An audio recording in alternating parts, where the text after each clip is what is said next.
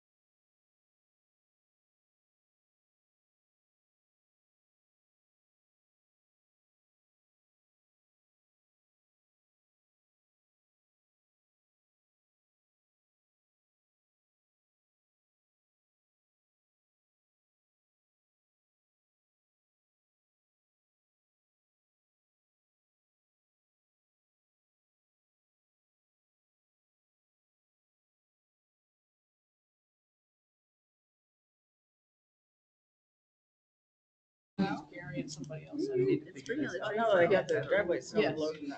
Yeah, especially if they're I'm not not quite quite sure curriculum. what And I'm one just out of says I loop, snow blew because the driveway, I missed snow a department blowed the meeting and driveway. I'm not over I there. said, what Like, did you this say? is snow blower on the driveway. I get that. Avoid the problem. Actually, I wasn't, I taught English forever, but I've always been in the street. I had snow So blown. we can help work. I expected a snow day, so I was like, Yes, they were it's, saying yeah. you're the student association Yes. president. You can send an email. Yes, I can except send Mine- an email. now it's blowing outside. Yeah, I It's wish. drifting. No. Yeah. Boy, our restaurant is nasty. Yep. Where, are you in? So, Peru? live. I'm actually Okay. right now in Oh, you're Thank across you. the lake from me. We're on a Well, I guess I'm in Vernon North kind of Heroes road, across from me. Yeah, so we have to it was blowing. Yeah. Yeah.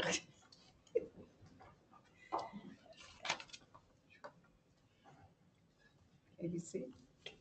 Okay, we'll call the meeting to order. And We have a quorum. we have a quorum. Okay, very good. Thank you. And Chair would welcome a motion to approve of the agenda as submitted. Okay. From Pat, a I'll second. motion and a second by Sid Garrett. Any discussion? All those in favor signify by aye. Aye. Opposed? The carried. Minutes for the November 14th meeting were circulated.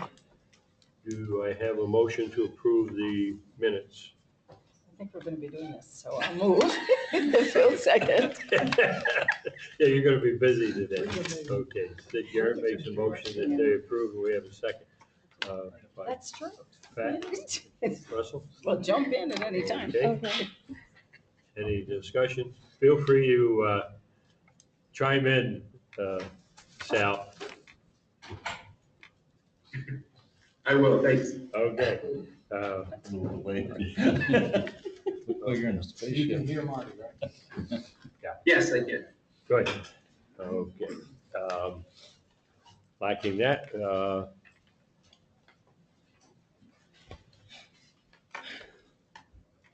all those in favor signify by aye. Aye. Opposed? Carried. Public comment period. We have anyone here? No one here to do public comment. Okay. President's report. President is not here as he is convalescing, but my understanding is we have a president's report. Yes, Very good. yes. The president's doing well and we expect to have him back for a week or so. So just some informational items. First of all, in terms of enrollment, we're seeing a brighter picture for the fall semester in terms of applications and deposits. So deposits are up significantly compared to last year. Applications are up, particularly in graduate areas as well. So we need a lot of new students, and so this is a good start to the fall semester. Other news of interest, we've had some concerns that have been raised about President Trump's executive order. We had a forum ago on that issue. International students are of course concerned, and we are concerned about continuing recruitment of international students. So students had a chance, students, faculty, and staff had a chance to speak out. It was well-organized, well-conducted forum. Lots of different voices expressed their contrary opinions and so forth, but everything done with civility. So it was a good forum. We had Also, a second forum recently this week, this past week, on free speech, hate speech, and some of the differences and the consequences.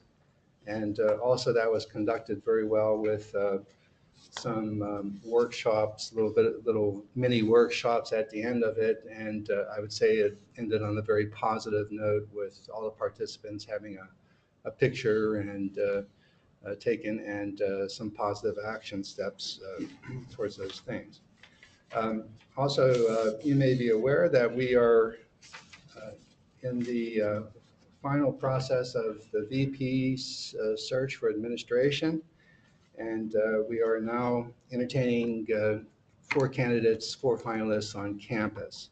So last week we had Josie La Rochelle visit us from San Jose State. And today we have Daniel DeBell. And if you're interested, there's an open forum where he's giving a presentation and answering any questions today at 3:30. And that is located in the Cardinal Lounge. So 3:30 today, if you're interested in doing that. We have 2 more candidates coming. Daniel DeBell currently is a VP for Cayuga Community College and has served in different positions around the country. And we have coming soon after him, Brian Rist. Is it Rist? Risty. Risty. Brian Risty. He is Vice President at Silver Lake of the Holy Family, and has a master's in management and has had other administrative experience. And he'll be giving an open forum on February 16th at 3:30 at the Cardinal Lounge, if you're interested in attending. Pardon my ignorance, is that a college? Yes. I didn't know if it was. Yeah, it's a small college, Catholic college. Where's it located? I think Wisconsin. He's coming from Wisconsin. Thank you. And then Kathleen Curlace and, pardon me? Kirlice. Curlace? Kathleen Curlace. She'll be here next week, and she's currently Vice President at Massachusetts Bay Community College, and she will be giving her open forum presentation on February 20th, 3:30 in the Cardinal Lounge. She not only is a CPA, but a JD, so double whammy there.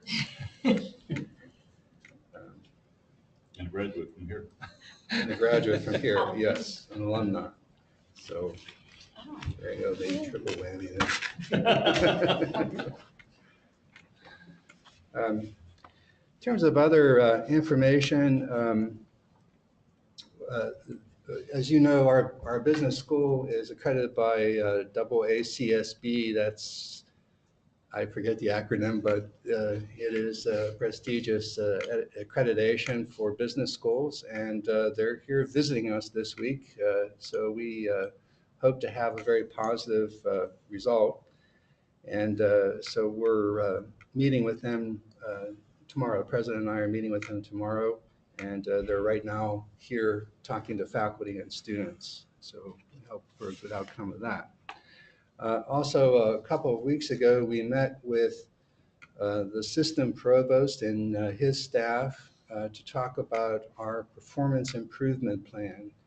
If you're not familiar with this, all the SUNY campuses are required to have this plan, and the plan is accompanied by certain kinds of metrics that you might expect. So in terms of enrollment, in terms of persistence, graduation rates, student debt, philanthropic giving,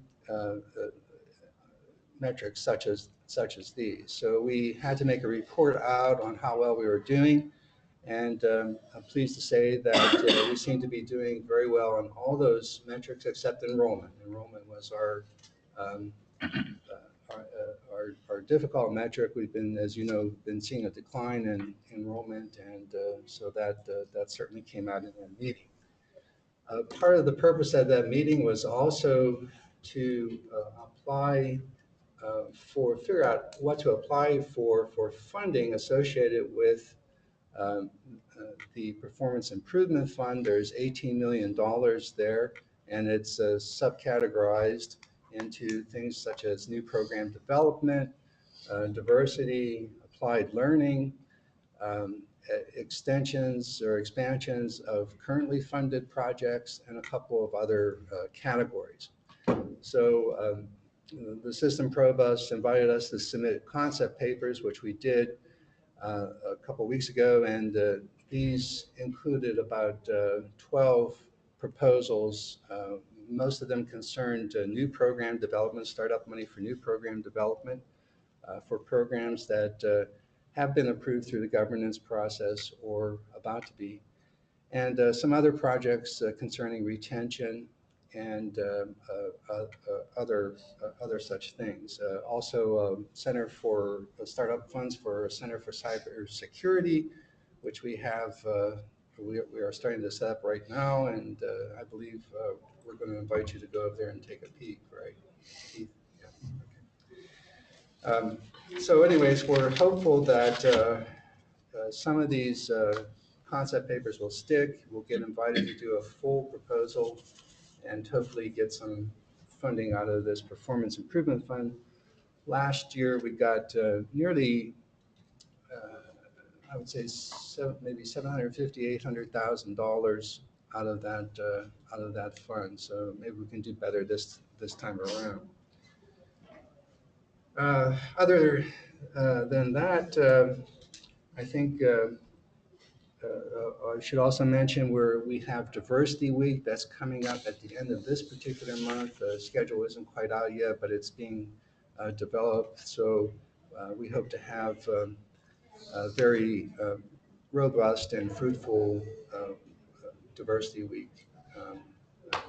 So that's my report. Any questions for me? Thank you very much. Thank And I think it goes without saying, we're all wishing John well, and hope that he'll be back on his feet here, certainly with us for our next meeting, and back on the campus very soon. Next item on the agenda is a report from me. My report is very brief. I'm very happy to hear of what's happening at the state university level regarding the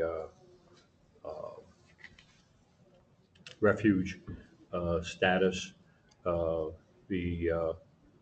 It's clear to me that there's efforts being taken there to move forward in a uniform status and not to leave individual campuses to deal with the issues individually, so that hopefully we'll have a uniform approach going forward on this issue.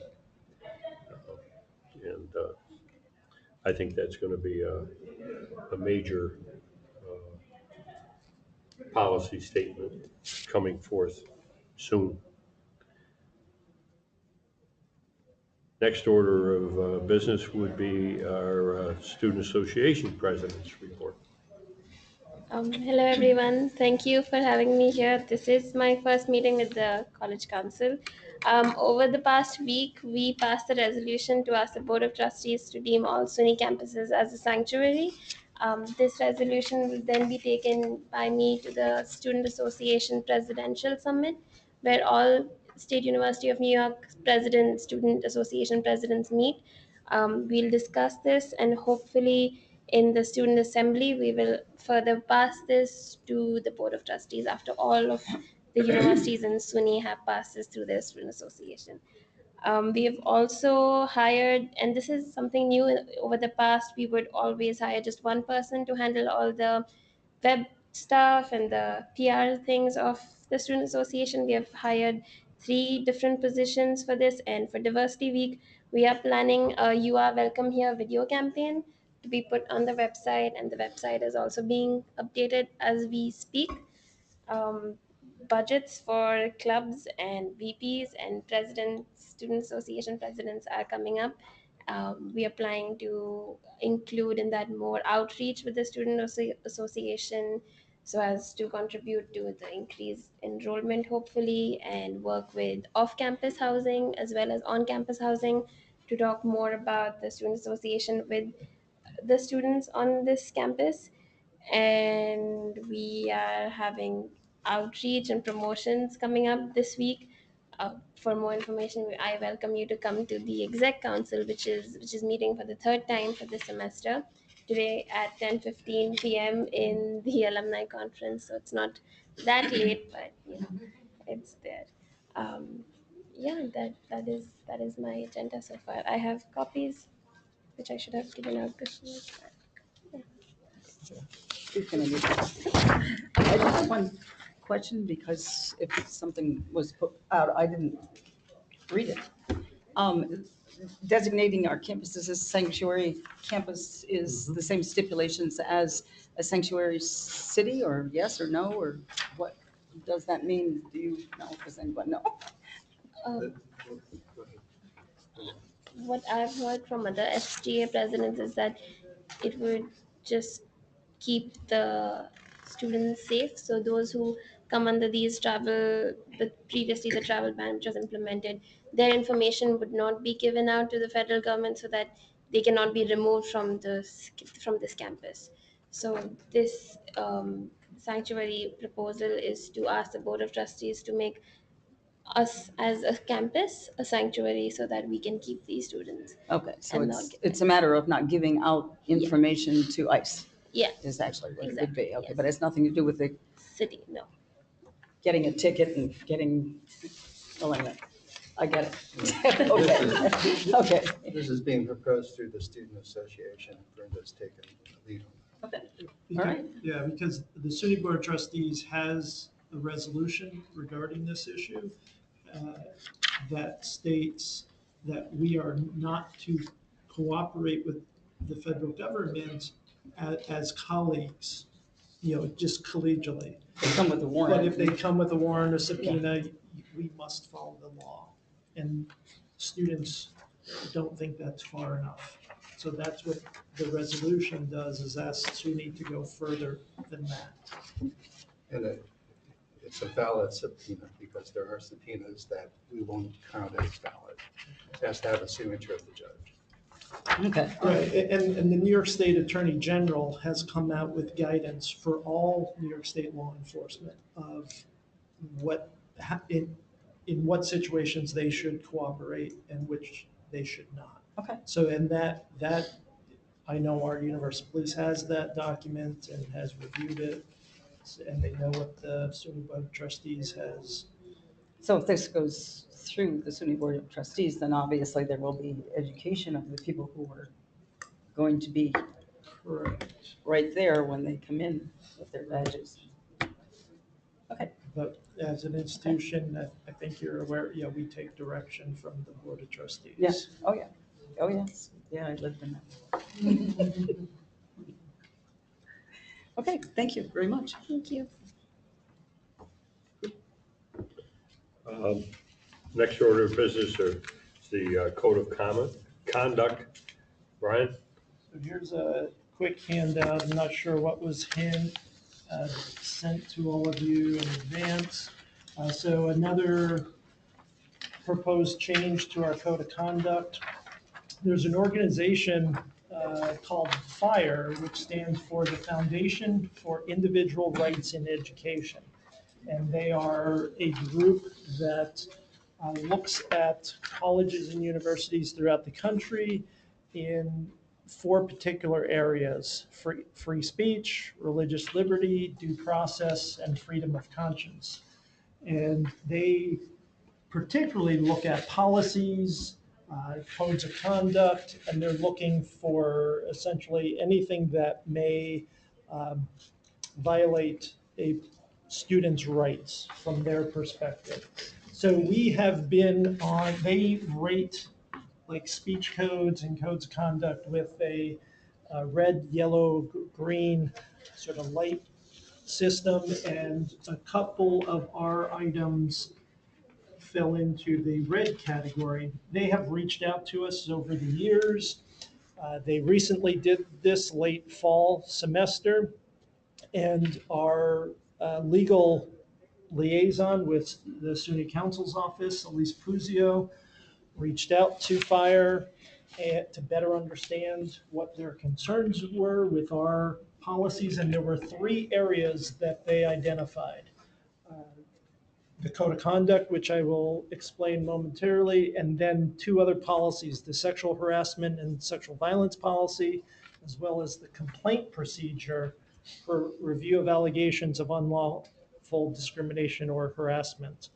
And so a bunch of us, after Elise met with Fire, came up with proposed language that both SUNY Legal was comfortable with, as well as Fire. We proposed some changes. And essentially, you see the difference in our code of conduct, but I'll point to towards the end of the big paragraph. It's 5 lines up, which is so severe, pervasive, and objectively offensive that it unreasonably interferes with, denies, or limits an individual's ability to participate, and you can read the rest. That is the language that comes out of court cases that essentially Fire wanted us to incorporate. The other two policies, which have already been approved through the executive council of the college, also again, minor changes, but it's related to that type of language, that it's a court definition of harassment. Because if you look at the old 7.01, very broad, and that's what they challenge, broad statements that basically anything could be accused under that. So we, as a college, are comfortable, and again, we approved the changes in the other two policies. We are comfortable with these changes. But as you know, one of your purviews is to approve our code of conduct. So that's why we are bringing it in front of you for approval. I so move. We have a motion to approve the change in the code of conduct, section 7 cited. We have a second? Yep. Yes, we have a second. I'll second myself. We have any discussion? I Yes. just had one question. Yeah. So if a student is found doing any of these things, then would they be referred to the code of conduct board? Well, or- this is the definition that a student would be judged against by either our director of conduct or a board hearing if it got to that. But this is the standard that someone would be, evaluated. Did they violate section 7 disorderly conduct, or did they not? It defines and expands It- the it- definition it- so that it's not so general. It's Yeah, I can very, see, very Any specific, offensive? or any much more offense or specific. this or this, and tell you what that offense might be, where Yes. this does. Where does the language defining sex, including pregnancy, come from?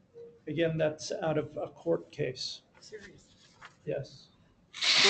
That's my understanding, that this is language pretty much plucked right out of a legal, It limits an Case. individuality. Do you know what Because- that means? What does that mean? well, I think, because it's, we confuse sex and gender at times, but people are discriminated against because they're pregnant, their status of being pregnant or not. So it's preventing someone being You harassed. consider that a medical status? Pregnancy is not a sex.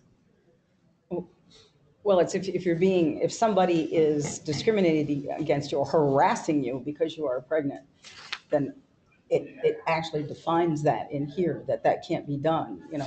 You can't be I have harassed not on because of this your sexual campus, orientation or? I have heard administrators on other campuses being frustrated over their employees who are pregnant and, you know, how much time they may be off and so forth. So I believe it's in that vein. I'm not questioning the status as a potential harassment target. I'm questioning the definition of pregnancy as a sex. Subset under It's the way sex. it's worded. So is How does that- discriminated against a pregnant person is a form of sex discrimination? Is that what it's trying to I say? believe so. That It is. it's a subset of sex discrimination, not subset of sex, which is Religion, how I veteran read it. status, sex, including pregnancy. Yeah, and I'm sorry, I can't get more There are specific now than three that. sexes, male, female, and pregnant. Male, female, and pregnant. That's as I understand it. Sorry. Maybe it's legal language I what it just says don't here. understand. Kind of weird what she's saying. Marital status, religion, veteran status, sex, including, because of your sex or because you're. Yeah, it I actually say should if- stand alone, shouldn't it? If three But if the organizations courts have did agreed on not- this yeah. language, And this it's is, not time to change it. and this is I court will- language. I was hoping for an explanation of what it is. We didn't ask for, I'll find out for you and That'd be let you great. know. Just seems like it ought to be a sex, comma, yeah, pregnancy, comma. Then it would make sense to me, yeah. No, they do it, but anyway, it's legal language. Who's the lawyer in here? No. Oh, we don't have a lawyer in here, do we? No, we don't. I think it's because it is like Dr. Wendy was talking about, the ability to get pregnant is exclusive to a woman. So if you are kind of harassing that woman, then it's going back to sex discrimination because you don't have men getting pregnant. So it is kind of inevitably reaching out to the roots of the harassment, which is sexual discrimination. I took one law class. I'm kidding. Yeah, I don't know. It just seems like it ought to be a separate category then. Yeah. But I will get clarification. I want to get on that. We keep losing, it keeps shrinking and disappearing. Okay, am I correct that we will continue with the language as is, even though we have some reservations regarding the appropriateness of that issue in that location? Yeah. Yeah. All right. How- That being the yeah. case, any other issues to be discussed? Therefore, I'd like to call all those in favor of going forward with adopting the code of conduct as presented, please indicate by aye. Aye. Opposed? Aye. Okay. Opposed? Abstained? Carried. Thank you all. Okay.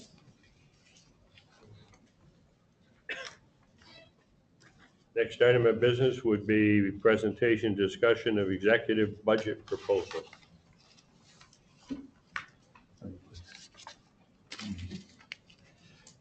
What I'd like to give you is just a short, brief outline overview of this as to where we stand. As it stands right now, there were no with operating funds increased in the budget, even this point with pending negotiations going on with the, which is practical. They don't typically try to put money up there without having negotiated it or finalized it. This coming year, the Board of Trustees set tuition up to $250 per year.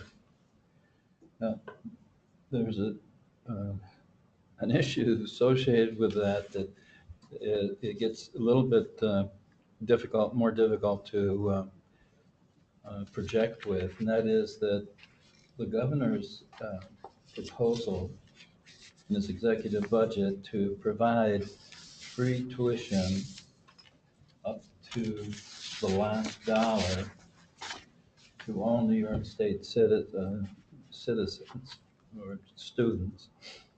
And what he's doing is he's leveraging off of TAP, and that there will be TAP funds coming in, and there will be tuition credit coming in, which right now accumulates to $1.8 million that we have been setting aside out of the previous increases that we received over the last 5 years. And then there will be Pell available. The thing that still seems to be somewhat confusing is I'm hearing different things, and that they may include scholarships that we are giving to students as well to close that gap. I have not seen that in writing, that piece of it. The piece that's a little bifurcated in this is that in 1718, they're going to, the TAP is going to be applied to students in 3 phases, 100,000, 110, 125,000. And what's going to happen is that those students who are eligible for that will not be paying the tuition increase. That will be flat for them. Everyone that's above that eligibility for TAP is going to be, could be charged up to $250 per year. That has not been finalized at this point, either at the SUNY level or at the campus level, because then we'll begin to get into what we refer to as differential tuition among the campuses. So it's kind of a sticky wicket right now as to what that exactly means going forward with it. A good thing, well, that's a good thing too, but you got to ferret through it first to really understand. The capital side of the house there was $550 million in critical maintenance funds available to the state-operated campuses. They've lined it out at $153 million for critical maintenance, and then $396 million in a lump sum for what they're characterizing as larger projects or major projects. In our case, we had submitted a couple different things. One, we're trying to, we had put down either $9 million and close to $10 million to rehab at least plumbing and heating, and it's kind of like a moderate medium renovation to Memorial Hall. And that's one of our higher priorities, in addition to Clinton Dining Hall, which we will have to use some of our critical maintenance money to make that match against what College Auxiliary Services put in and what Chartwell's put in. To date, they have put in $5.2 million, and we'll probably end up with somewhere in the range of $2.5 million coming from our critical maintenance funds in that piece. The one good thing about the capital budget, and I feel good about this, is that we are on a scale of where we sit among campuses, including the university centers, the comprehensives, and the technical schools. We have the lowest amount of funds left out of our capital funds. We went into this budget with $83,000. And over here, Stony Brook with like $170 million. And this thing goes like this on a curve. So we've got a number of things going. We've gotten a security grant for our, what they call the generator, but it's heating plant, boilers. And we've been able to borrow money ahead for the podium. And they've been really supporting us in this because we're helping them by keeping the spend up. In other words, it's kind of feast or famine with these folks. And so we've been very efficient in the way we've spent our money and designed and delivered projects. And it's been working so far in our favor in doing that. The investment fund is what Jake mentioned in his report, or the president's report. And then we are, what they call university-wide programs was cut by 14.9 million.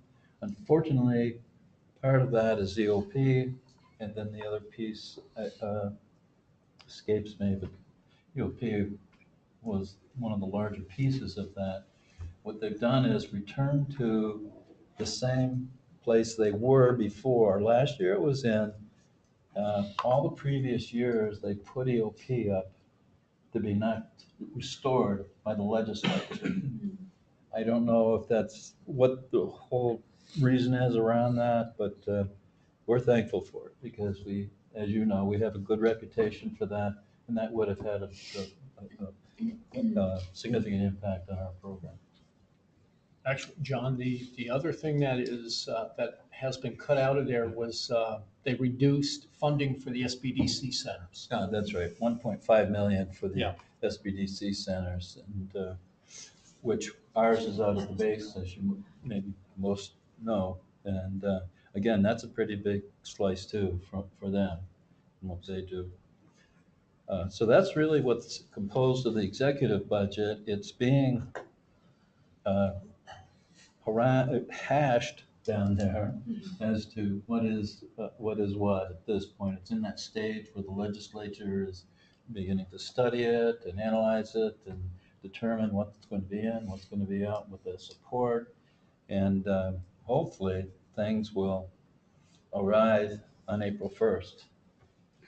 The one thing that is not included is maintenance of effort, which Yeah, that is was the salary negotiated salary increases. Right. That the governor's office for employee relations, when they negotiated a new contract with each of the unions, and all three of them are overdue now, 3 or 4 that we deal with here on campus. And it's, So, the only good thing about that is that they traditionally don't put it in until it is negotiated. So then they don't put it in. That's right. That's the bad part. in many respects, this is a very good budget compared to what we were looking at in the very beginning, particularly with the potential for the Excelsior scholarship program for students, somewhat closing that gap. The potential is there that we may see some additional students coming our way. I can tell you the independent private colleges are not happy with this and are pushing for other means that will increase their bottom line as well from the state. But we're hopeful that this will work, and we'll be meeting actually with our Assemblyman Billy Jones this Thursday to discuss this and the other budget proposals, and actually give him a tour on campus of a Memorial Hall to let him know what it really looks like. He kind of got a glamour tour when he was here on campus running as an assembly candidate, and now we'll show him a little bit different tour.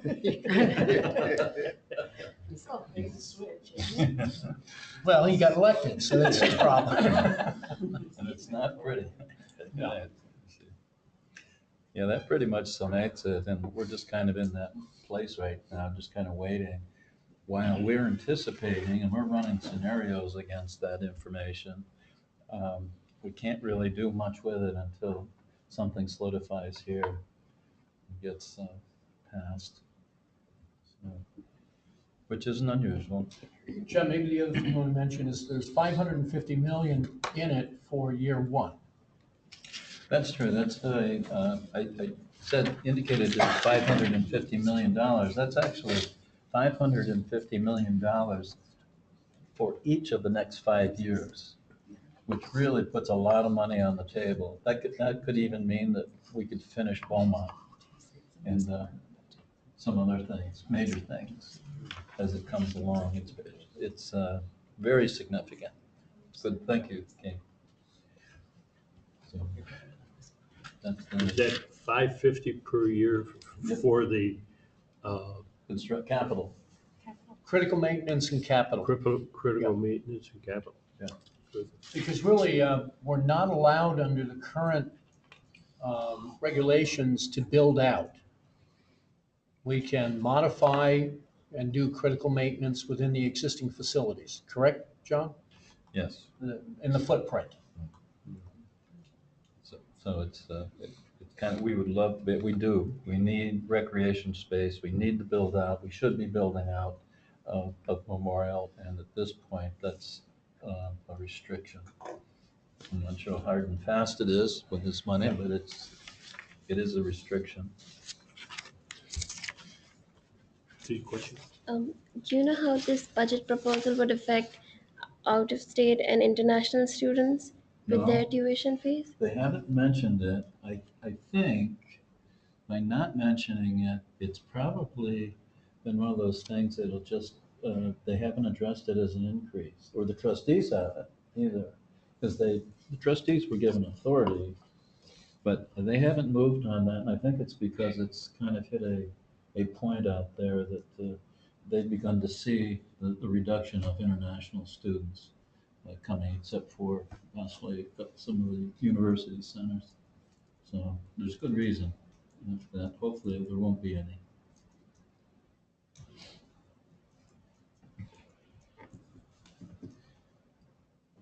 So that's that.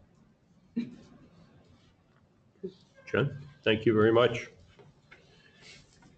Next item would be community and governmental relations. And Keith, I think you're. Are you jumping college committee reports? Number 11.1.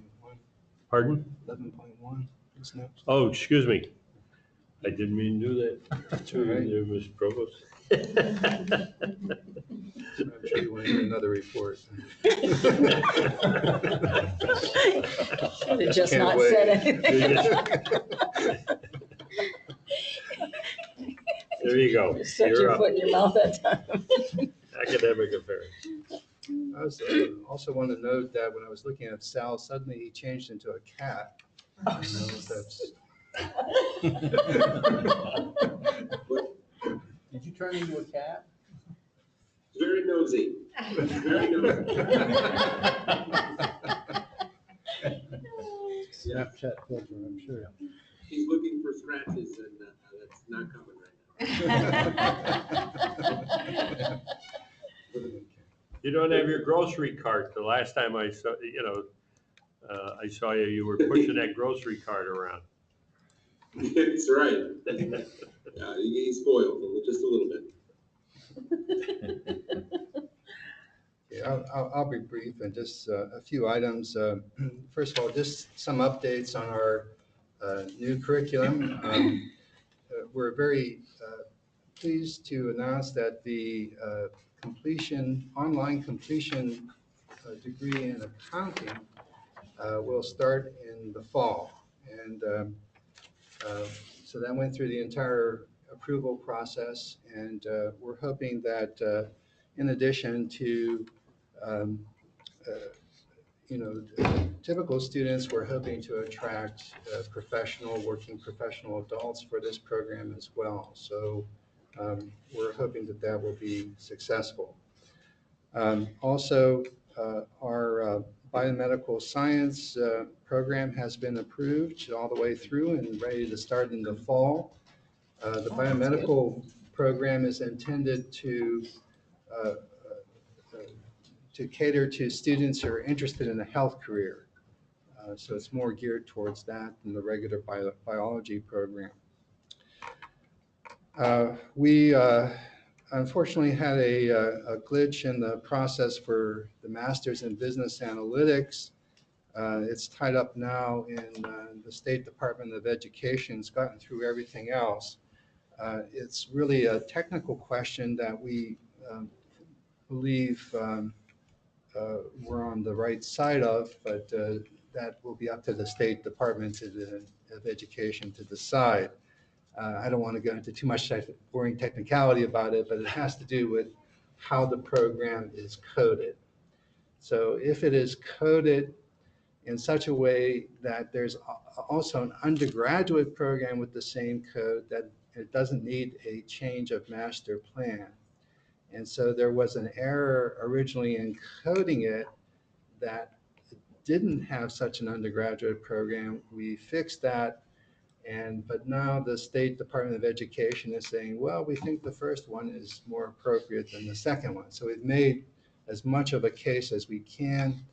I think we've made a very strong case, and so we're still waiting maybe a month now for them to figure out whether they're going to go along with that. So we got our fingers crossed, because that's a big program for us to get through.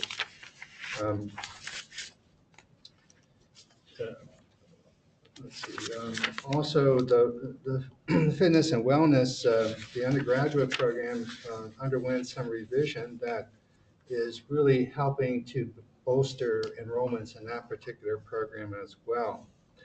The nursing combined program, the associates and the bachelors that we're doing with Clinton Community College, that also is approved all the way, and that will start in the fall of 17. So this allows students in the Clinton program to take their lower division and then their clinicals with Clinton, and then come to us to take the upper division. So it's a really win-win situation for us. We have some capacity in our upper division nursing courses, but no capacity in the clinicals. So this allows us to be a little bit more efficient in delivering that program, and Clinton students get a benefit as well, obviously. We're still waiting for the system provost to decide whether or not to grant us an extension center down at Hudson Valley Community College. This would allow us to offer a psychology completion degree there, and Hudson Valley really would like us to offer that. We already offer a criminal justice completion degree there. There's lots of students there, but we've gotten a lot of strong objections from SUNY Albany. We've talked to SUNY Albany. We've tried to address all their concerns, but they are still saying no. So it's sort of like, you give a reason, we explain why that we would overcome that reason, but it's still no, still no, still no, still no. So now it's going to be adjudicated by the provost, and we hope that he will decide in our favor. Is Albany thinking we will be taking their students? Is that? Yeah, I think that's what their it is. main argument, but there's several qualifications to that. First of all, our admission standards are a little bit lower than theirs, so therefore we would capture a group of students that they wouldn't necessarily.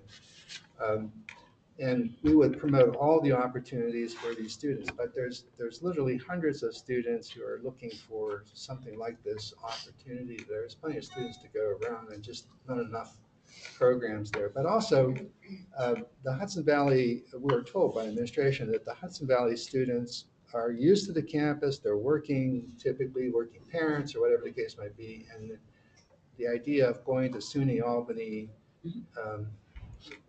full-time or whatever, just doesn't appeal to them. That many of them would like to be able to get this degree right there at Hudson Valley, what they're used to, and it's in commuting proximity and so forth. Our instructors are very good at working with community college students, and have that particular talent and ability that perhaps SUNY Albany, as good as it is, may not have that particular focus. So, anyways, we'll see how that goes. Also, there's been a delay in the processing for the robotics program. We had some objections from Canton about it. They're offering a similar program, mechatronics, and they were worried about conflicts, and so we resolved that, but that's delayed the approval process. So we hope to see that by the fall of 18. Also, as I mentioned earlier, um, we, uh, we started up the Center for Cybersecurity. This was approved some time ago, but we had some trouble with finding the funding, and um, the coordinator, Chris Balin, graciously agreed to volunteer to get it all set up. And in the meantime, we did find some temporary funding for next year. This is one proposal that we've applied to this performance improvement funding as well. So as you know, cybersecurity is a growing interest, and we want to make sure we're in that game to attract students. Other than that, just some updates. I reported this before, but we have a periodic review that from Middle States, our accreditors, that's due this May. We have teams working on that report, and we're making good progress. So we hope to have a final draft by April in time for some comment, and then get that off to the Middle States. Also, currently the Senate is considering whether or not to have an applied learning graduation requirement, and so that's in debate now. SUNY would like us to make a decision on that by the end of this semester. So we'll see how that goes. And that's essentially my report. Any questions for me? Yes. On that, the online accounting program, was that, what kind of courses? Would it just be accounting courses, or would it be? It's the same program as the on-site accounting, except it's delivered online. So it would include roughly the same course. There's no subspecialty or anything like that. So it assumes that it's a completion degree in the sense that it assumes that someone has already satisfied their gen ed requirements and other, lower division requirements. Okay. Yeah, and then they take the remaining upper division courses online.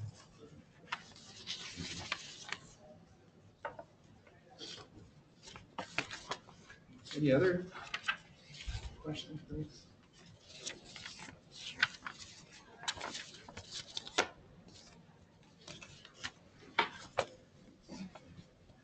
No questions? Good.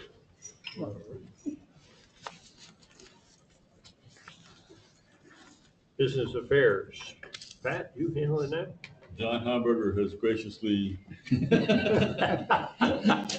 agreed to handle that for me. Okay.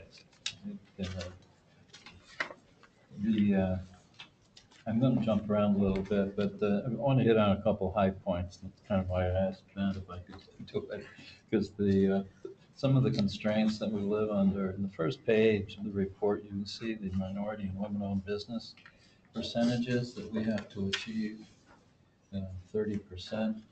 Well, it isn't so much that it's because it's 30%. It's because we've lost 2 construction seasons over a couple of projects because they couldn't hit the 30%.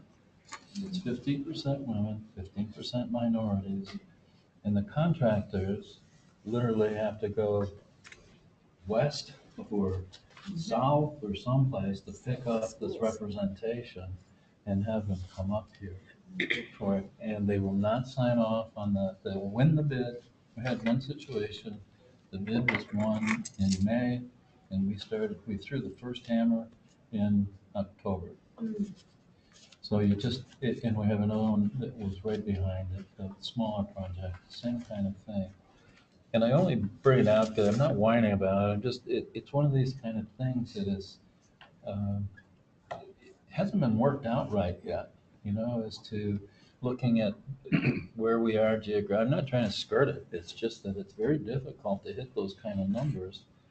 And they do have a waiver process that you go through, but then it takes 3 months to get through the waiver process. So that's one of the things that is kind of, it's irritating, frustrating.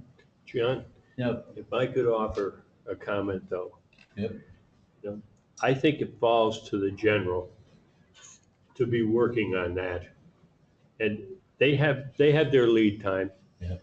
And they should be working on it. And we have a situation in the North Country where they want to come in and they want to tell the woe is us because we can't do this. Yes. All right. And I tell you, I think part of the problem is they're not trying. Okay. There's a reluctance on their part to be working. They know that they have that responsibility. And I think if they were early on the ball game, they should be, they've got people in their firm. They should be telling those people, we have to have somebody on board to meet that requirement. Let's have them on board.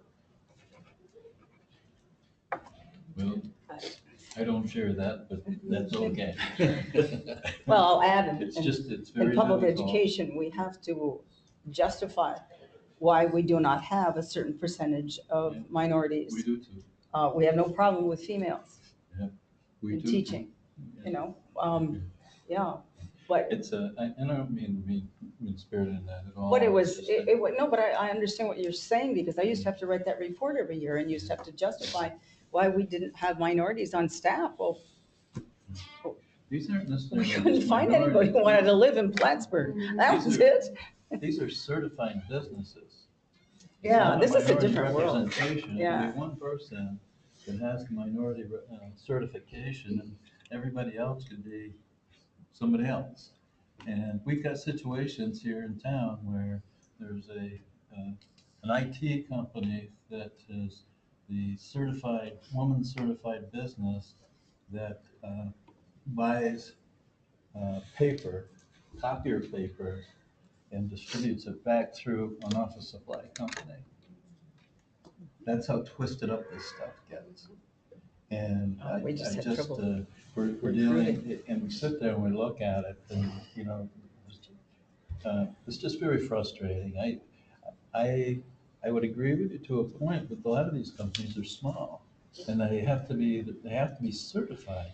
We've got women businesses that are pavers, blacktoppers, and, like they're part of, they tend to own the business and they have to go through the certification process just as minorities would. And there just aren't an awful lot of minority businesses. The representation could very well be women and minority, but if it's not certified, because it gets muddy, who owns it, kind of thing. So I hear what you're saying. But I can't. It's not that easy to me for what I see people going through to match these things. And it could be attitude. The ones that we deal with, though not tend to be attitude, we do go outside for them. We go outside of New York State for them, just to get it satisfied. That should be enough initiative for somebody to start, to get certified. And then there's a huge bureaucratic process to get through that in New York State. It's not very, I'm sorry, I got off on something I sensitive to too.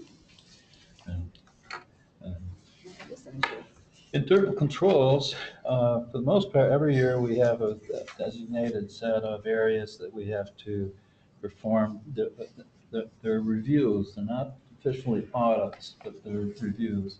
And what we're coming up on is in March, we're going to be having to, and we've done this for a number of years, we have a committee that runs that. I'm the figurehead of internal control officer. David Gregoire is the coordinator, and he does all the work. And but we have to have John sign off. The president has to sign off on this in March to certify that we have done the things that we said we were going to do, and what system has asked us that should be included in the reviews. For instance, like payroll or inventory or such things as that. through. From, I can flip. I'm gonna go to an area that really knocks the socks off of where we were last year. This has to do with the cumulative origin of FAFSAs. What that means is the FAFSA form is the financial aid form that's submitted to financial aid to apply for financial aid. And what we have done, we have moved that calendar virtually 3 months ahead. In other words, we started this back in October, and we've got out and we did, now, the 2 prior years, there was nothing. So I'm going to give you the first 3 months, and this is for the fall of 17 coming up. In October, it was 2,096, and then 4,300, and then this is a cumulative, then it goes to 6,000. Then we start with last year's reaction to that, applications or FAFSAs. And we're at 7,000 now, and the highest we did was in 15, and that was 3,000 at this time. And it moves like that because both admissions and financial aid got out with information so much earlier. In part because they changed the way FAFSA is submitted. FAFSA now, they skipped the year so that the year that was submitted for this year's financial aid was actually the calendar year 2015. And that has made a big difference. It allowed us to package sooner and get it out the door sooner. And we've had a great reaction to that. The same thing is with the award letters that went out. We've just finished we did December and January. We had close to 5,000, pushing 6,000 financial aid letters went out the door. And the February isn't in on this yet, but it would, the 2 respective prior years, we had 3,300 and change in 2015 and 2,300 in 2016. So we really cranked these up, and they're done through the IT, introduction of software and technology, and it's really starting to show a payoff. We're hoping that it doesn't level off, like it's early responder, and then it kind of flattens out. But right now, it's still climbing. And, So just one question, when that occurs, then those are estimated income tax forms that people are, No, it's actual 15. instead of 16. Instead of just. Okay.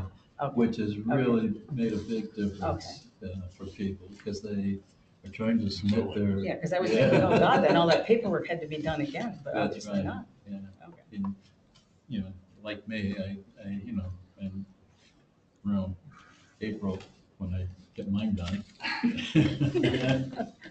And, Almost it. yeah. That's been a lot of time at that point.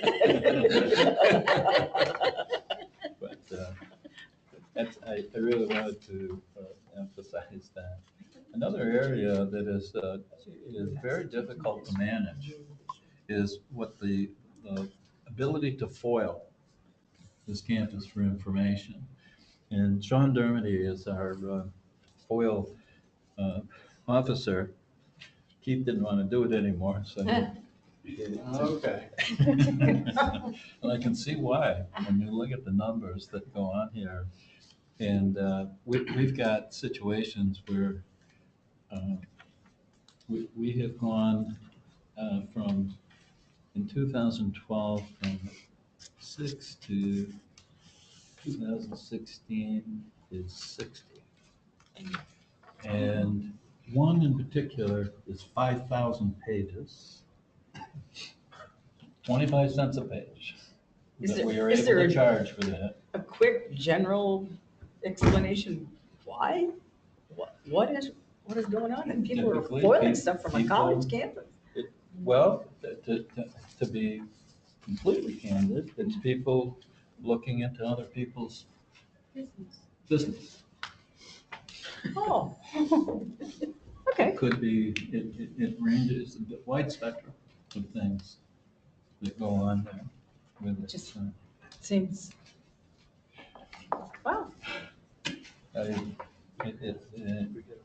You never know. Yeah, that's right. You never know. You never know. They don't, the college, I do foil my job, and one thing you cannot do as the football officer is ask to leave. You just have to roll with it. That's right. Oh, okay, yeah. That's right. Yep. So there's a number of things here, but I hit on the ones that I had the biggest attitude about. You can hardly tell. Otherwise, things are going to go. Oh, one other thing that can be difficult for us is Trump's immigration law, or whatever it's called, order. We have, Jackie Vogel is out there now, Asia or someplace, Southeast Asia, and she's finding it more, this whole thing being more difficult to recruit. And we're trying to, and we have 315 students, international students from 75 different countries. And we have one student from Iraq and one from Iran that fall under this order. But it's just, the students that are here are legitimately concerned, who's next? Hopefully nobody's next, but that's making it very difficult to do that kind of recruiting and get students to come here. We were always recognized as a safe place for international students. We have that reputation, and that's been earned through the years with Jackie and her team in doing that. So I'm going to stop there. One thing I'd like to just say is that, the enrollment numbers, as Jake said earlier, are up. So I think the future looks a little brighter than the past does right now. So that's my report. Yeah, our spring semester is down a little from last year, but it's higher than what we projected, so that's helpful. Education is seeing, maybe Mike can confirm this, it's Mike here. Education seems to be leveling off and maybe growing a bit. So we're hopeful, but we need to increase our enrollment for sure. The apps are up. Absolutely, way up. Yeah. I had a meeting with all the chairs to talk about yield, because if we have more applications, can we increase the yield of those applicants? And so the chairs talked about different techniques that they used in order to try to recruit students into their programs. But if we could just increase the yield by 5 or 10 students in each department, on average, in each department, then, 25 departments, that could get us some more numbers, some more students here. Okay, thank you very much. Keith, you're handling community and government relations for John? That's correct. In the absence of Mr. Johnson, I'll just give you a couple brief updates on some new things that have happened since the report went out.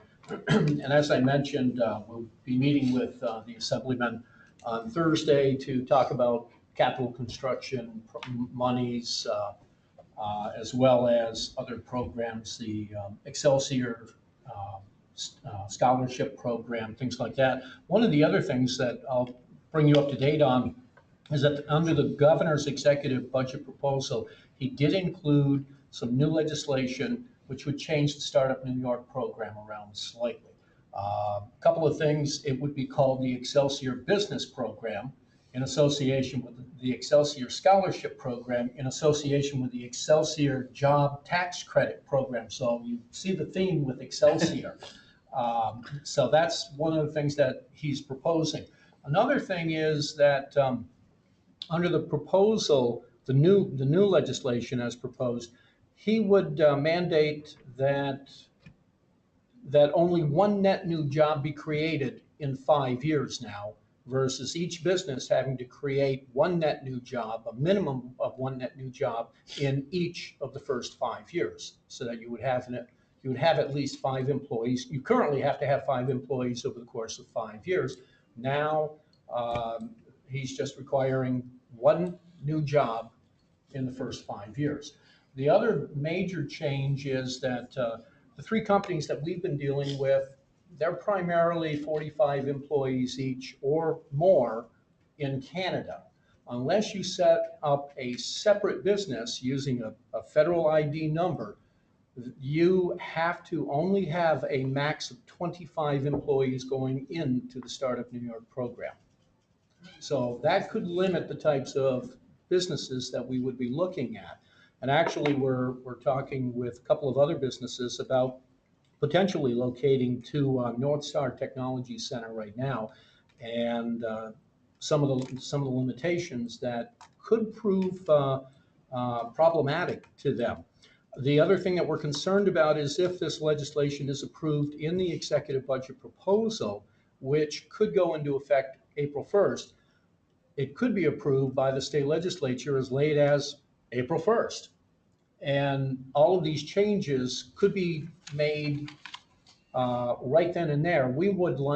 Some of us would like to see a delay of about 90 days to get the current applications and other ones that we're dealing with through the existing process as it stands right now.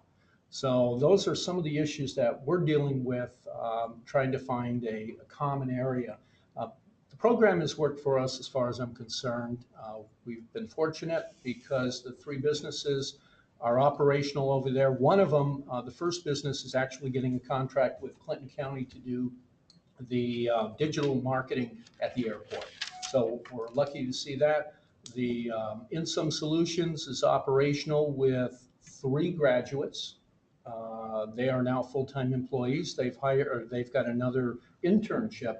And then the third business that is getting operational has actually set up an internship with accounting, I believe. So that is happening now. One other quick thing I do want to mention, the Downtown Revitalization Initiative that the president has been co-chairing, that is nearing completion. We have to submit a list of proposals by the end of this month. And the last public forum was held on Saturday. The local planning committee, looks like it's going to be submitting a list of proposals that will cost about $15 million, even though the amount was for $10 million. And the idea is that if you submit more, if somebody else's project falls off the grid, say in another region, we might be able to get additional funding there. So that's been suggested for each of the 10 communities across the state to do. So we'll be submitting that. The last thing I do want to just mention is hopefully after this meeting, the Center for Cybersecurity, they're still bringing that up to speed, but it should be open for you to walk over and see. It's just across the hall here. So that should be open at about 2:30. That's it. Good. Thank you, Keith.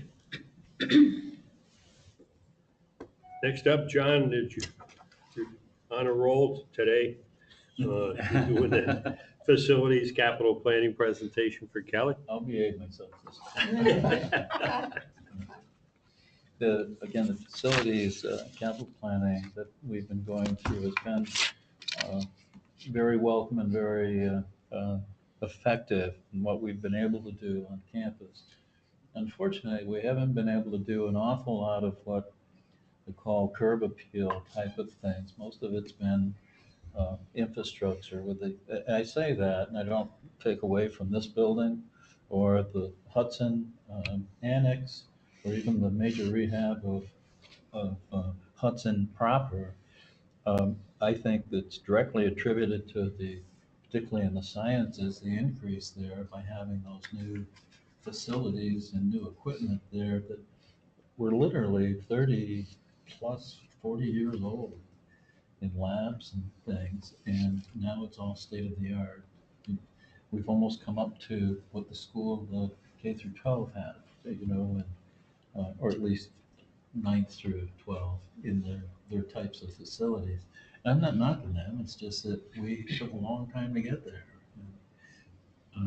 So we did, and the podium is another example of, that's an $8 million project that will be, hopefully, we'll be finishing that up. I think that's got a 2018, so, early summer number on that as it moves along. And then we have the Sibley project, which is the clinics. That should be finishing up in the fall, this coming fall. We won't be making the direct move probably until the winter break, putting the new faculty over there. Currently, we have all the psychology faculty in Beaumont. And there's three plus programs there, including the third age program. But if we can get in there sooner, if the project does actually finish up sooner, we'll make that move.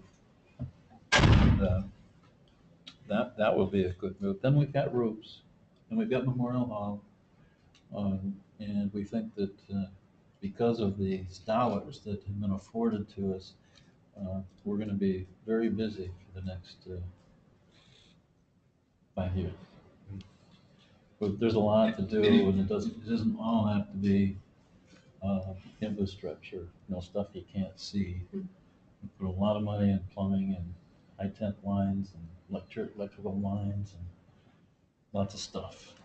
But now we're trying to bring out some and show off some stuff with some appeal to the students when they see it, and students and parents. So I think we're sitting pretty well. There, we've got stuff on the shelf, ready to go, and we're in the process of designing some other things that should be able to take off probably mid to late summer in respect to roofs and things. So this is really good because we ended the year with $83,000, and we were afraid. I mean, we had a water break, or a high temp hot water line break, $750,000 in the fall. By the graces of we are renovating the res halls. Which one are we on now? Wilson. And the high temp line broke, and we had to get it repaired. So, and we were out of money, so we borrowed it from Brian through the DIFR fund, the DIFR committee. What a guy. He made me sign for blood for that. And now we're gonna pay him back when this money comes in from the new money. So that's kind of where we are with it, and feel pretty good about that status that we're in. That's about it, Mark. Okay, very good. Thank you, John. And institutional advancement. Dan? Yep, so Dan Burke is enjoying sunny Florida right now. We're all, Feel bad for him. feeling his pain, right? Just a couple quick highlights. The new gifts and pledges to the college. So we are having a good year. To kind of give a sense of how good a year, we've raised more in the first 6 months of the fiscal year than we raised last year in total. Now, last year wasn't such a great year, I will confess that, but it does feel good to be about 1.7 million ahead of where we were at last year. And we're, I think, setting ourselves up exceedingly well to hit our $4 million target and actually exceed it. We haven't seen that number since we closed the Brightwood Promise campaign. So it's definitely a high watermark that we're kind of aspiring to launch us into the public phase of the campaign that we have underway right now. we need this momentum and excitement, I think, to jazz things up a bit. So we're looking forward, tentative plans are that we would launch the public phase of the campaign in October of next year. So it's coming. The other thing I would, we're really excited about the Feed the Bird Challenge and also the matching gift, which has been presented for the James Augustus Wilson Scholarship. I think that might have even been picked up in the paper recently, but so that's a $50,000 challenge. We had great support from the campus leadership, every single member of the cabinet, the president's cabinet, the deans, all made a commitment to this scholarship, along with 4 alumni that got it to its $25,000 initial funding mark immediately. So with that energy, now we're going to raise another 100,000 total.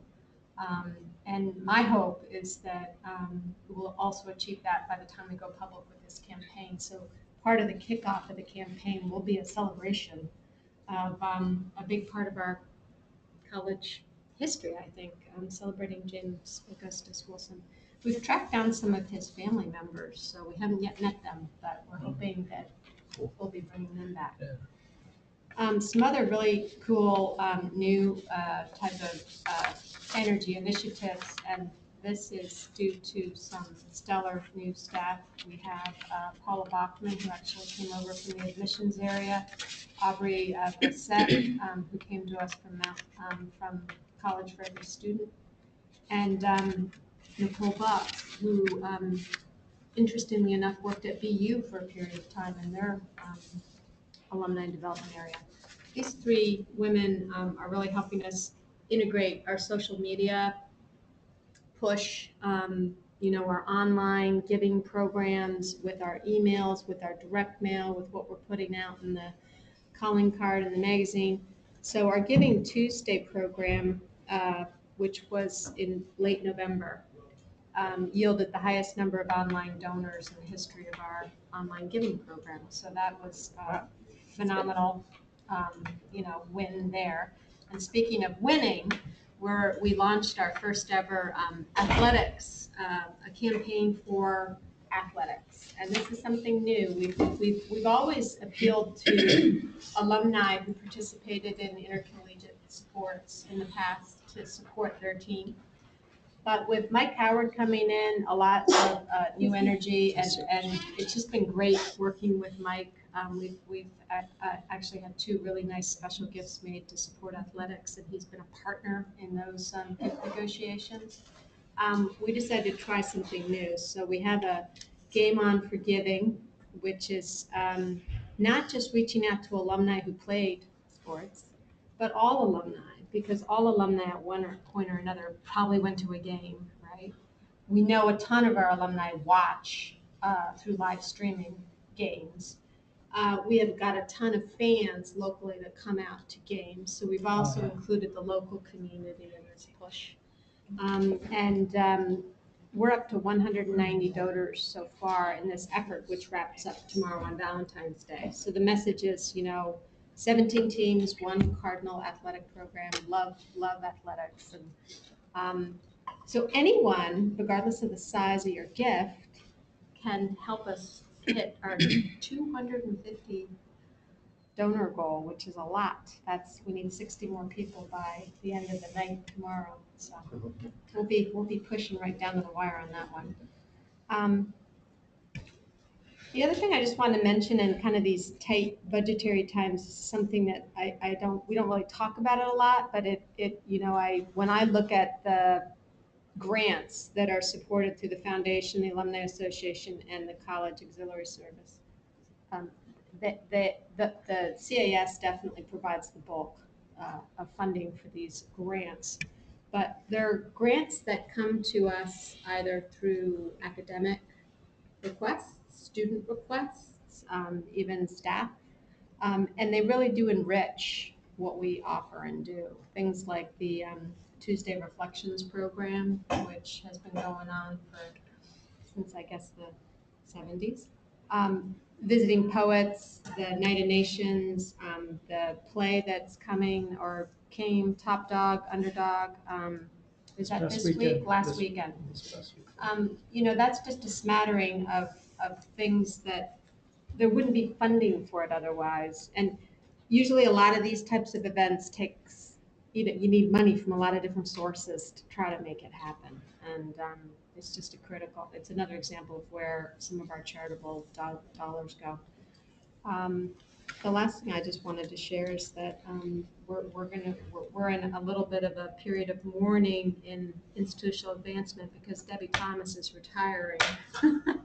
Oh, wow. And she has been the assistant to the VP back before we even had a VP of IEA. So she was Don Garrett's assistant when Don was, I guess, director of public relations and community relations, 36 years. And she pretty much knows the history of the College Foundation. You can ask her who was president in 1981. She'll give you the whole executive committee. I mean, she knows everybody, and she really is the person that keeps the thing rolling. So when I say morning, I mean it. She'll be leaving in April. So we miss her, but we're very happy for her. She's got 2 grandkids to enjoy. So that's all I have to say. Thank you very much. Student affairs. Yes. You up? Yes, absolutely. What I'll do is, what I've done before, I'll just highlight a few things and then Brian will tell you really what's important. Okay. The Career Development Center, in comparing to fall of 2015, I thought the statistics were something that were, well, they are extremely positive, and everyone might, if you haven't already taken a look at it, might want to. In other words, the walk-in service users increased 36%. The total personal appointments increased 50%. This is great stuff. If people are getting the message that this is the place to go to get some help for what you might want to do so you can pay back your student. No, I'm sorry. I just listened to a whole bunch of college seniors at a party the other night, and that was the topic of the conversation. The other question is the applied learning grants. That I'm gathering that is college speak for paid internships or internships within a, no. Okay, that is Applied not. Learning Grant is Applied- money coming through the foundation that helps with expenses, whether someone's abroad or even here in Plattsburgh, and the international student doing an internship where they would need a taxi to Yeah. get to They're in a their car. internship. Oh, yeah, but I meant applied learning. Applied learning is an Yeah, internship. it could be. That's what I was referring to. Yeah. Yes, Includes because internships. you had mentioned that being something that might be part of graduation requirements, Yeah, correct? sorry. Yeah, And- okay, no, that's all right. No, Any learning outside of the classroom. it's that called applied, augments yeah, what's being- Yes. because it's just called Research. internship everywhere else, and that's why I just wanted to ensure. Is one tiny piece of what applied learning covers. Yes. Yes, that's what I'm learning from all of you. It's just that outside of these doors, Yeah, it's interesting. that's the word that everybody uses for any of that kind of thing. Well, So I wanted to make some sure of I it's knew what it was. shadowing. Well, I mean, so Oh, yeah. there really are, it's a list of different types of Types of- experiences. yeah. Internships is one of them. Yes, okay, all right, okay, and, I guess I, under the Career Development Center piece, they had mentioned that the grants last year were awarded $7,500 for students that, took part in these applied learning experiences. The next thing was the first destination survey. I like this. It's a survey of the class of 2016, and it was completed, and the results indicated that 74% of the graduating class was actively engaged in employment, graduate study, or volunteer military service. That's the kind of statistic that I think is so important. Having worked in my world forever, I was always getting asked that by parents. You know, okay, so this is the college or these colleges, what is the rate of employment in the major of my child's desire once they get out? And so I like to see that we're doing that. We're getting a look at it and Yeah, being able to report. New York, SUNY has I don't know where it is, but they're negotiating with the Department of Labor to get employment statistics, and that would be really helpful. Yes. Lots of other states do it, and I don't know why we don't do it here. Yes, I totally agree. Career fair, there were over 75 employers that were here trying to recruit some of our students, so that was great. Jumping to the intercollegiate athletics, just always like to mention that it seems always the busy people are the people who get things accomplished. And the fall semester, the GPA of all the student athletes was over a 3.0, 3.11 actually. And I was skipping a lot of the stuff that I know you're going to jump on. Okay. All right, I'm now turning it over to Brian. What else do you think? You're actively involved with others around campus in the admissions process. Our EOP program is going through that process right now. Their target is 70 new students for their summer institute. Jake mentioned a few things in terms of some new retention efforts in partnership with faculty. So those are pretty much the highlights. Yeah, and Upward Bound is still strong, alive, and Yep, Upward Bound Yeah. is doing well. okay, good program. Question, Brian, on the EOP program. It expanded the number of students in It the did for program. this year. So we expanded the last 2 years for fall. What was it? So for fall, for 15, 16, we had 200 funded heads for EOP. We're at 275 now. Mhm. And so in the last 2 years, we've increased 75 heads. Yep. So, Yep. and that's driven by what the state will fund us, because we get separate funding through, from the state through SUNY, but it's outside of our operating budget. Hmm. So right now, we're leveled at 275. Is the governor's program, is that going to have any effect on EOP? That scholarship The program? Excelsior Scholarship, I don't think so. I mean, it may with a few, but most of them already are full TAP and Pell eligible. So they're pretty much already getting the tuition piece covered. Mhm. EOP, it's a misnomer that EOP students are fully funded. They're not. All EOP students take out loans. That's part of their financial aid package. And so what the Excelsior Scholarship, well, might do is help reduce some of the loan capacity or need, but I don't think it's going to affect them much because of they're all low-income students anyway. Yep. Okay. Thank you.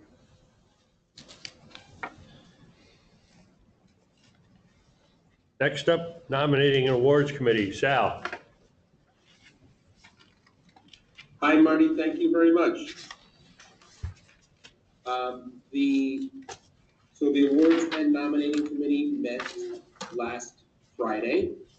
We reviewed and discussed 7 individuals for the Distinguished Service Award to be handed out at spring 2017 commencement. All candidates were strong, certainly worthy of both consideration and to bestow the award. Each had strong ties to the college and to the North Country.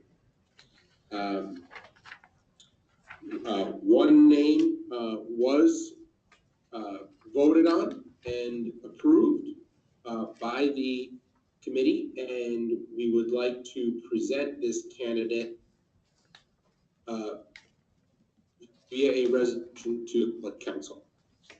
The resolution is And Marty's being that resolution out now. distributed. Thank you.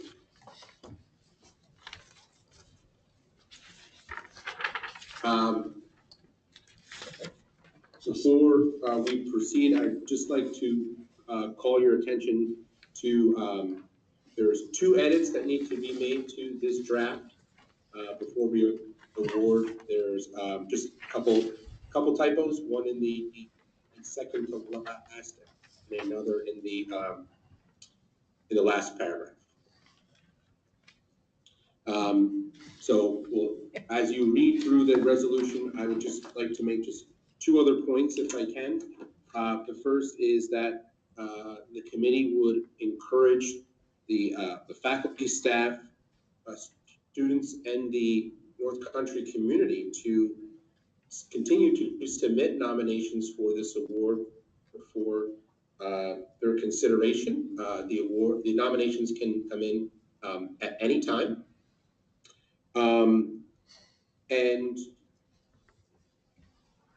in addition to evaluating candidates for their merits, I think it's important, given the fiscal situation facing the college, to evaluate also on the financial situation, as this award does come with a cost to the institution. Physical award itself, but also other means, such as a reception that is hosted the night before. And lastly, I would just like to thank the committee, Sid, Marty, and Pat, for our lively discussion last week. And I think we have a really great team, and all unanimously agreed on this nomination. So with that, I would like to, I guess we could formally make a motion to nominate Janet, receive that, and then discuss, perhaps, Marty? So the committee is making that nomination. Correct, Sal? Nominating Yes. committee? Okay. Yeah, so the committee would like to would like to nominate former Assemblywoman Janet Dupree to receive the 2007 Distinguished Service Award. Well, I'll second that if that's what we need. Who was first? Oh, The nominating committee is making the motion. Or Sal. Comes out of the committee, just needs a second. Okay. And I'll second that. Any discussion? She seconded, or she's a member of the committee? Well, there's you, oh, that's true, you could, if you so desired. Yeah. And then it doesn't, you're right, it doesn't need a second. How about Sal makes it? Oh, it doesn't need a It second? does not need a second. Oh, okay, The nominating committee. okay. So there, Good. Solve that problem. Yes, we nominate Janet as amended with the resolution for those two edits that need to be made, but Okay, we have a nomination and we have a second. And we have an open. Ask if we have any discussion. Okay. All right, all those in favor, please signify by aye. I, Okay. Opposed? Abstentions? The resolution is passed. Okay. Very good. thank you. Thank you. And this will be presented on the May 13th. Okay. Good. Sal, thank you very much. You're welcome. Thank you, Marty.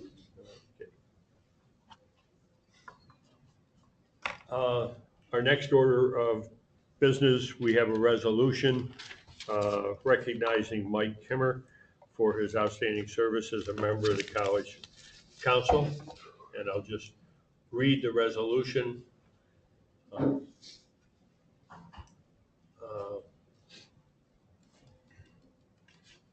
Resolution recognizing Michael D. Kemmer for outstanding service as a member of the College Council at SUNY Plattsburgh whereas Michael D. Kemmer, President of Student Association of State University of New York College at Plattsburgh, vacates his position effective with the end of his term on December 31st, 2016. And whereas as the leader of student government for the 2016 calendar year, Mr. Kimmer has represented all SUNY Plattsburgh students as their dependable, effective advocate as a member of the college council.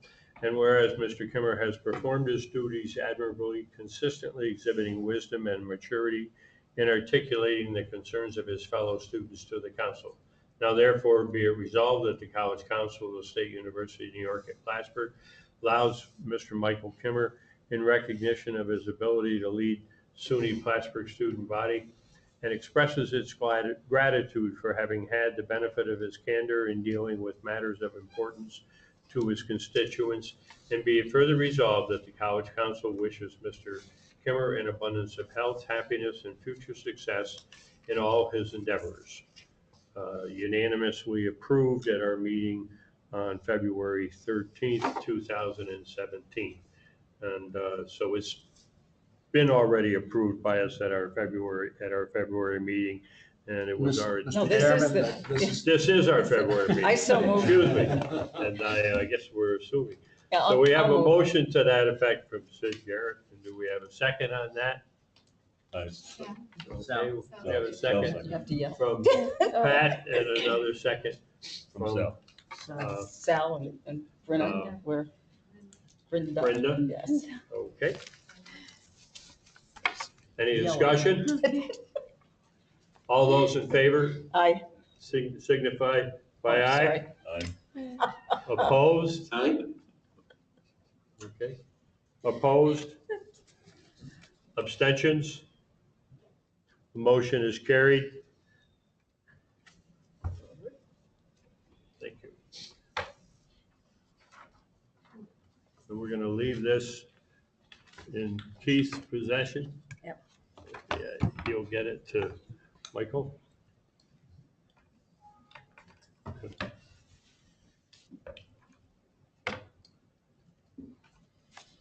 Move now to campus governance.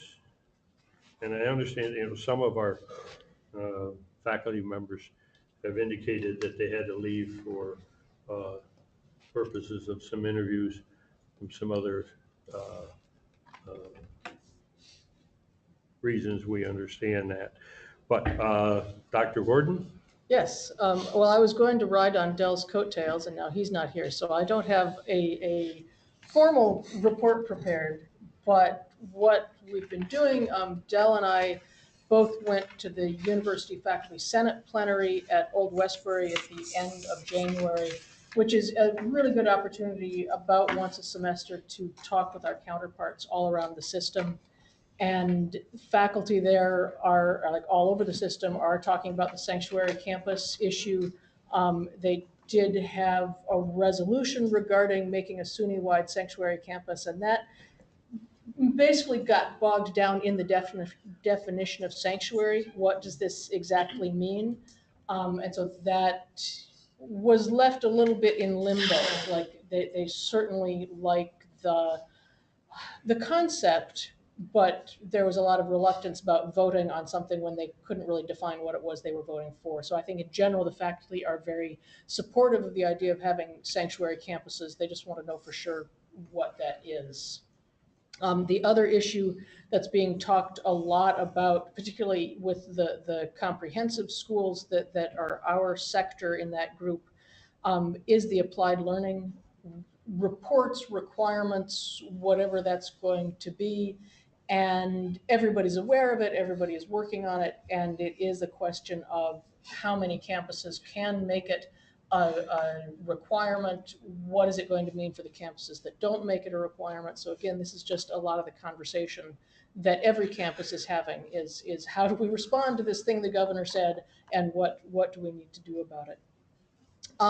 Locally, in terms of the applied learning issue, this is kind of shifting to our Senate meeting from last week.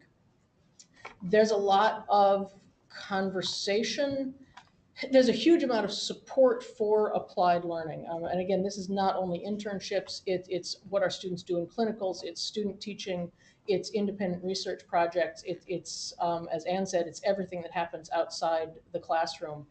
And faculty really, really support doing that for as many students as possible. There's then a hesitation at making it a requirement, simply because there are so many variables that come up that could make it complicated. So that's kind of where the Senate left it. We're still, there is now a report from the committee that is putting together our report, and the Faculty Senate needs to read it and discuss it and discover how practical it is.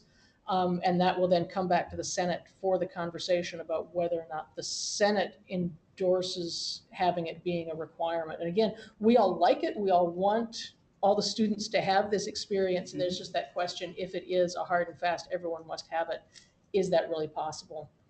And the question of what happens then to our reputation if we're the faculty that don't make everybody have it. I mean, there's a lot to consider there, and we're talking about it. And it's certainly a wheel that's been spinning in many, many universities and colleges for a long time. So I'm assuming you all looked into programs that have had, like RIT's been doing that for. Absolutely.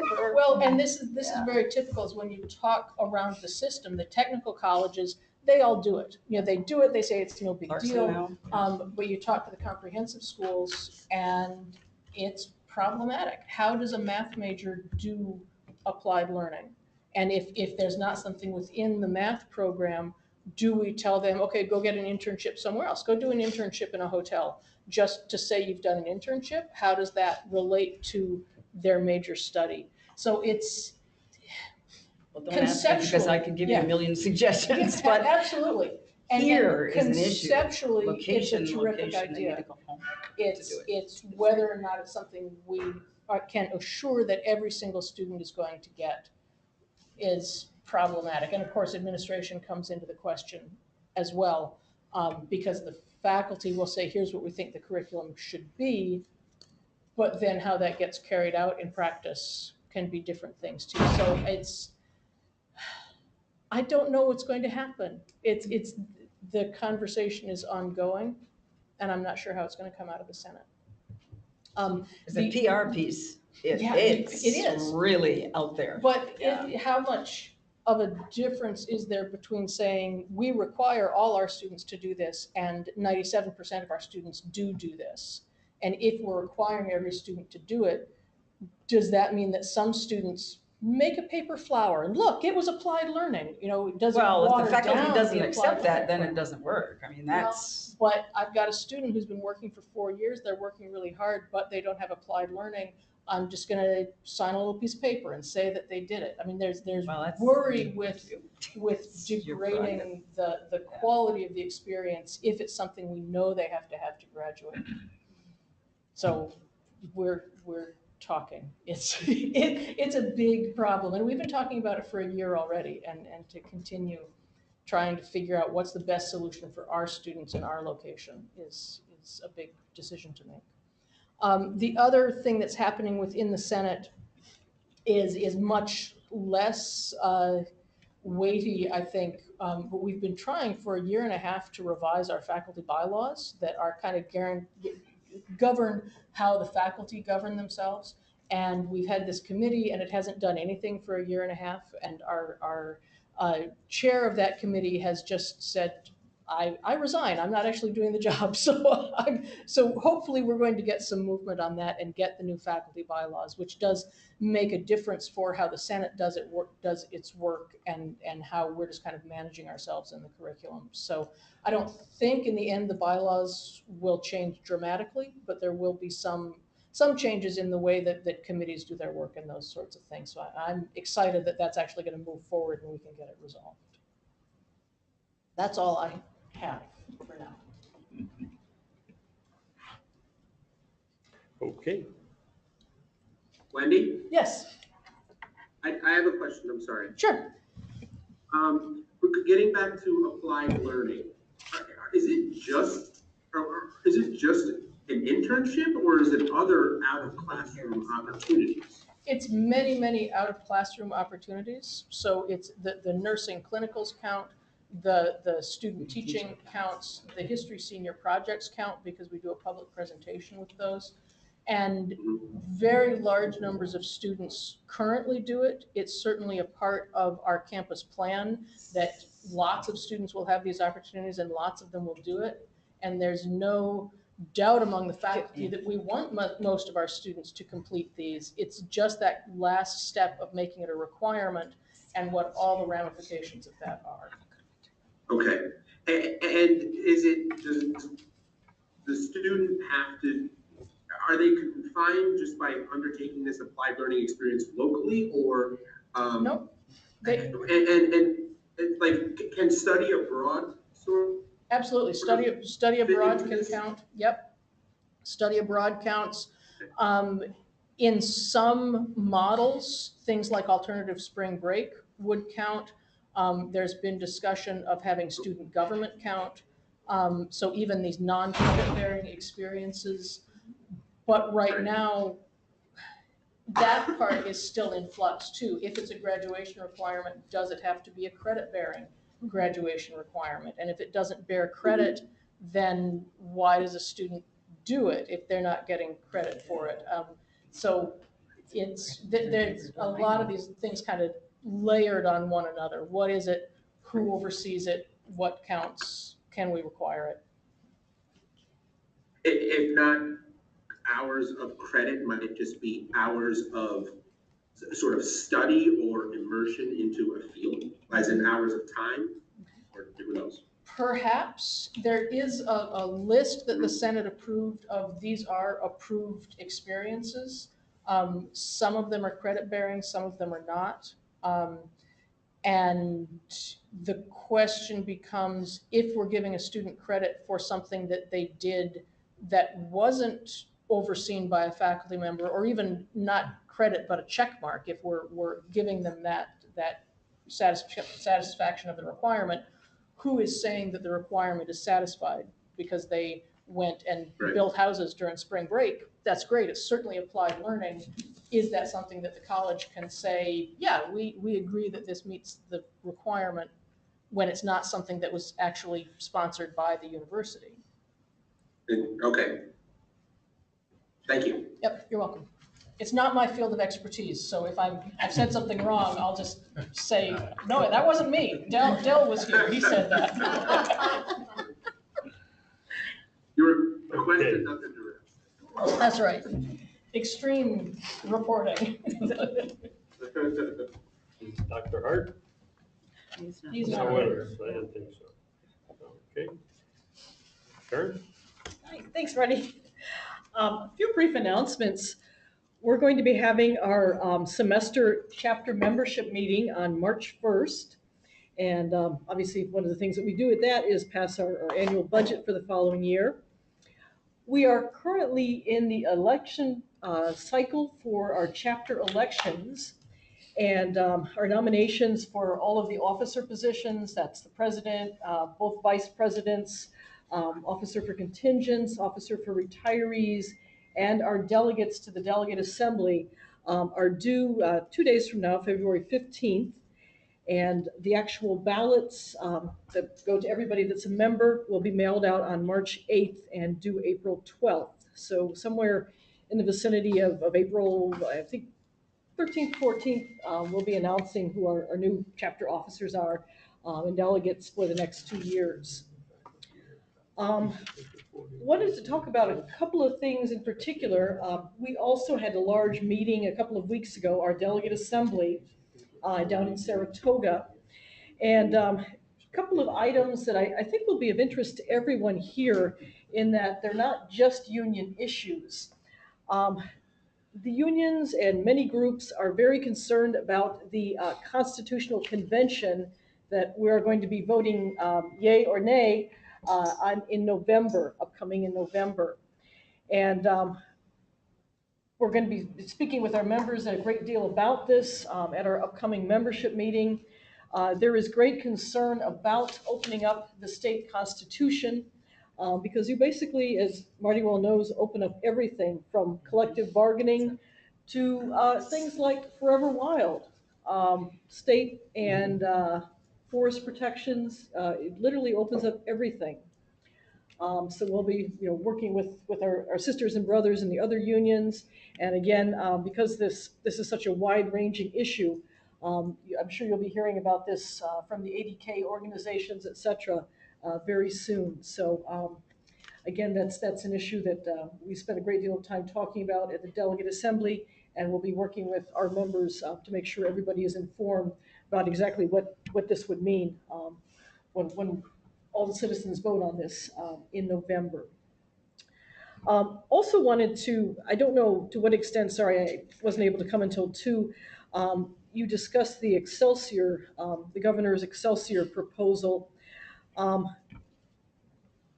UUP analysts have taken a great deal of time to look at this, and just want to note from our position, it is a very limited scholarship program. It's not a free tuition program. In addition, of course, the fact is that the students, in order to be eligible for this, have to be taking 15 credits. I don't think all of our students take that many credits. That would be 5 classes. And basically that means that anybody that's a part-time student is ineligible for this Excelsior program. So it's, doesn't help folks that are 12 credits, doesn't help the community colleges. And it doesn't cover things like fees, room and board, books, all of those essentials that our students have great financial difficulty covering.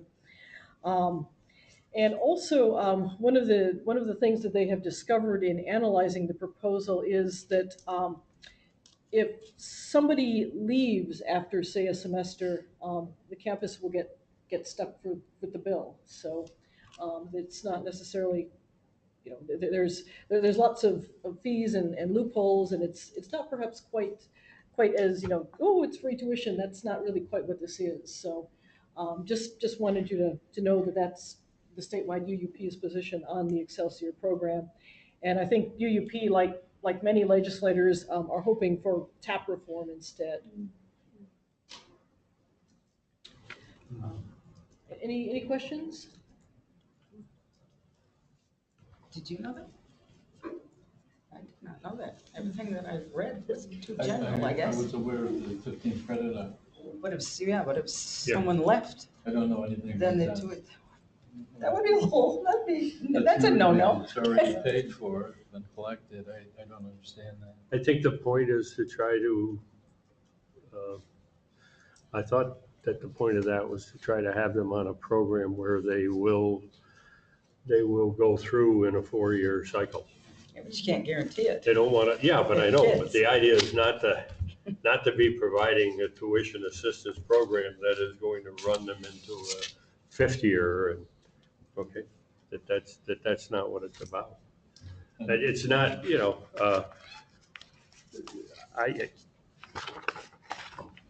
I don't know, as I went through, when I came to Plattsburgh, there was no tuition. Okay, and then I had. Don't tell these people. And then I mean, my first experience with protesting was we filled 3 buses here and we took them to Albany. We protested the institution of tuition at the State University of New York campuses. No tuition at CUNY, but there was tuition to be at SUNY. And you but lost because I paid 4 years later. And it's like, it doesn't apply to room and board and whatever. It is what it is. It's an opportunity. It's a tremendous opportunity if you look at it from a different aspect. Here's a young person who knows that they can go to school and they do not have, they will not have a tuition bill. Okay, it's basically that's going to be taken care of. Yeah, they may have some fees they've got to pay, and they're going to have to deal with the books, however they're going to do that. And So maybe they're gonna go to campus closest to where they live, so that they're not gonna incur a room and board, or at least for the first couple of years, okay? And then maybe, maybe they can do well and move on. But it's trying to encourage people to be able to have a vision of seeing themselves in school and working toward that. And I think that is it's a wonderful objective when you realize how many don't have that objective, don't believe that they can achieve that. And I think hopefully, at least I'm one, maybe I'm Pollyannish about it, but I hope that it does create that dream for people, that they believe that they can achieve that. I think that would be terrific. I think it's really important that we understand the fine print. Because if it does end up being, as Karen said, that, oh, the student has to complete those 15 credits, and if they don't, the university's on the hook to repay that to the state, I would hate for it to end up costing the campus money. And so I think it's just being really aware of what the plan is, because I agree, when I first heard about it, it was like, I fall into that income bracket. My kids would be able to go without paying tuition. I think the idea is fantastic. I am a little skeptical about the price tag that's been put on it. It seems very low, and that makes me wonder what's left out, who's not being included, who's already paid for through TAP and Pell and aren't actually gaining anything from this. I'm skeptical. Well, there's no question that there's a significant number of people who are already, they really are seen as already in the program, whether it's called that program or not. They're in that program. Okay, they're getting free tuition. Okay, so that's there. I don't think a 15 semester guideline is an unreasonable guideline, and I think if it's known that that's the bar, and you've got to do that, people will do it. I mean, all we got to do is look at what happens here with the EOP students. It's amazing. It is, and they have a lot of intensive support that helps them. That's right. They're at 12. That's right. Or more. Yeah. And I think this school requirement will buttress that program. If we have the resources to do it, absolutely. Yeah. But they will.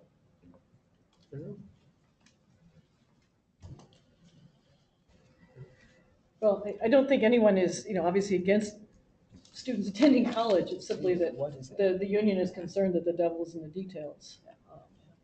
So I would just. Oh, I think. I would just urge. We're all concerned about what the details are, but I think we started. I mean, I can tell you, I was one of the first. I was jaundiced, but I can tell you, I've now heard, 3 or 4 different reports, and I've been encouraged on each one of them. I've not heard one where I went, ha ha ha, there, I knew. No, that's not that's not the way it's coming out to me. And I'm not championing, believe me. Andrew is not one of my favorite people. Okay, so I'm not trying to,